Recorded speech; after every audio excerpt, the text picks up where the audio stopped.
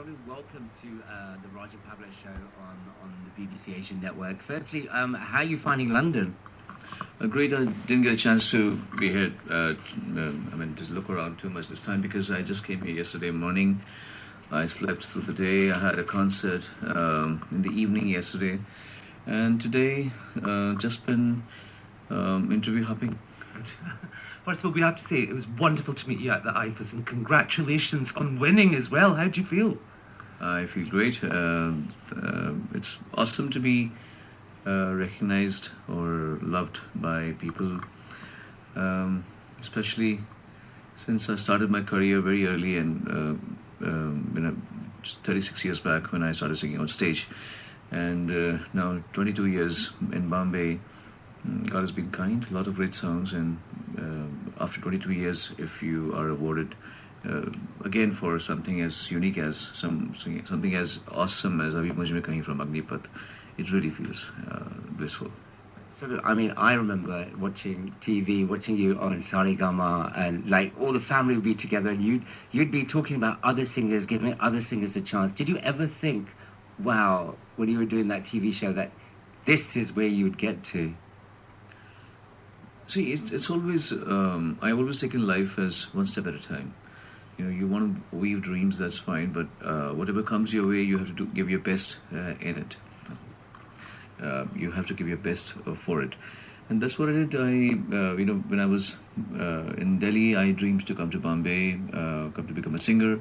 When I came to Bombay with my father in 1991, all that we could do at that time was, just keep pursuing people, follow them up, wait for 8 to 9 hours outside their offices, and literally keep begging for, So literally keep, asking for work, and I have no qualms admitting that I've come from those humble beginnings, because there was no other way to become a singer at that point. And then after I started getting some work, I got an opportunity to do a television show, and I coined the name Saregama, in fact. Oh, you did? I didn't know that. I coined the name Saregama. And the concept was partially mine. Most of the rounds were created because of my knowledge of whatever I knew of music: chord round, tal round, non-film round, non-orchestra round. All the rounds I used to have at that time were created by me. And so when I was doing Saregama, I was just giving my best to it, always hoping that one day a time will come when I will be given my due in terms of good songs, great songs, opportunities, and eventually it happened. What was the song that changed it for you? It was never that one song. It was step by step. 93, my first hit came in the form of Acha Silla Diya Tune Mere Pyar Ka. It was a semi-hit, and a lot of people recognized me and I started getting recognized for this song. Then some good music came, but never really hit the charts until Border, Sandesh Se Aate Hain. But when Border came, people did not, imagine that I could be able to sing some mainstream songs, and then Pardesh came with Ye Dil Deewana Hai. That changed everything, because then people realized that he can do a patriotic song with pathos, and at the same time do something as exuberant as Ye Dil Deewana. And did you go through a phase where in your career, what happens to many successful playback singers, and not only playback singers, but you're a singer in your own right, where you have your own albums out, but did you get attached to certain male stars where it was like, okay, so-and-so is in this film, and only Sonu Nigam's voice is going to suit this person? I've sung for almost everybody in this industry, from Amitabh Bachchan to Govinda to Shah Rukh to Salman to Amir to Sunny Deol, Bobby Deol, Sunil Shetty, everyone. I believe people have loved my combination with Govinda earlier, and then Shah Rukh a lot, and Salman a lot, because maximum number of songs that I've sung for Salman and Shah Rukh both. So good. I think all of us have been lucky for each other. Now, we haven't had a chance to speak to you, but about, I know one of your greatest influences was the great Michael Jackson, and your song, your tribute to him, was actually included in a tribute album. Yeah, that's a very, very big recognition for us. In fact, I did 2 songs for Michael Jackson. One was with Jameen Jackson, which I composed and wrote myself, and the other one was something which I created with the help of Facebook, fans on Facebook, and We got it written. Somebody programmed it. A lot of singers came together and sang it, and that song is in fact in the Michael Jackson's album, which is a very, very overwhelming feeling. So now let's talk about what you're doing here in the UK Fest. There's some dates booked in for August, we believe. Yes, performing in the UK has always been nostalgic because simply because I think people associate me with sincere music all over the world, and I also kind of enjoy singing more when I know the audience that I'm catering to or who's sitting in front of me knows my repertoire and knows my upbringing, my background, my inspirations. And I've been coming to UK from '96 actually, and '97 was was the first time I did some big shows. I remember have got lots of memories of those days, lots of friends that I made, some lost, some still are hanging around.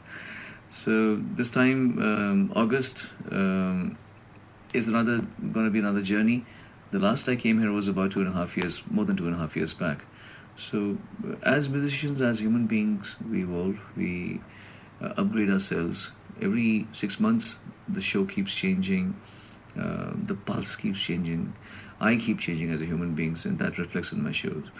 So my shows are just an expression of my own evolution, and I see a lot of awesomeness happening in August when I come here. We'll be back.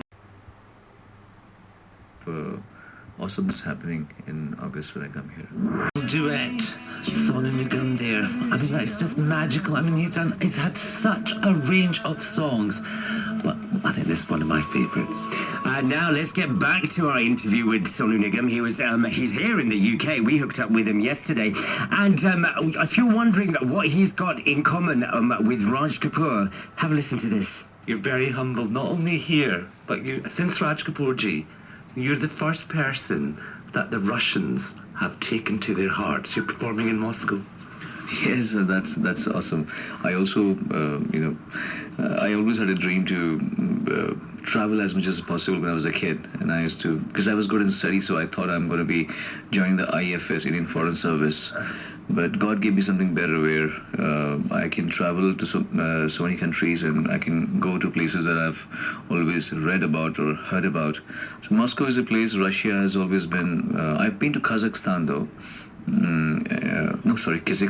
Kyrgyzstan. Went via Kazakhstan to Kyrgyzstan in '96, but never really to proper Russia. And Moscow is a city with a lot of legacy. And I'm hoping that this first trip of mine to Moscow is the beginning of an every year trip to Moscow and then other places. Does it surprise you how international not only the Indian cinema has gone, but yourself, where you have fans all over the world? You know, I think a lot of the technology has amazingly changed everything. A lot of credit goes to that. The online scenario, Twitter, Facebook. Now, when I have a huge, by the way, a huge, considerably huge from Indian standards, fan base on both Facebook and Twitter.